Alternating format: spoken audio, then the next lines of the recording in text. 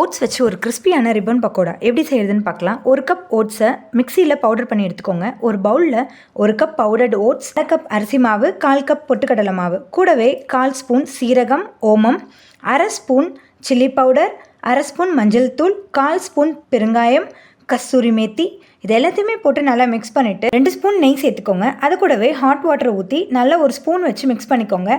Hot water ஊற்றி சாஃப்டாக வர வரைக்கும் நல்லா மிக்ஸ் பண்ணி எடுத்துக்கோங்க. ஆயில் சூடானதும் சுட்டு எடுத்தோன்னா ரொம்பவே கிறிஸ்பியான ribbon pakoda ready. Soluble fibre இருக்கிறதால ஹார்ட் ஹெல்த்துக்கு ரொம்பவே நல்லது. அது மட்டும் இல்லை, நம்மளுடைய டைஜஷனை அதை இம்ப்ரூவ் பண்ண ரொம்பவே ஹெல்ப்ஃபுல்லாக இருக்கும். குழந்தைங்களுக்கு இது ஒரு பெஸ்ட் ஸ்நாக்ஸ் ஆப்ஷனாக இருக்கும். நீங்களும் ட்ரை பண்ணி பாருங்கள். பக்கோடா ரொம்ப டேஸ்ட்டாக இருந்துச்சு. நம்ம சேனலில் சப்ஸ்கிரைப் பண்ணுங்கள். பாய் பாய்.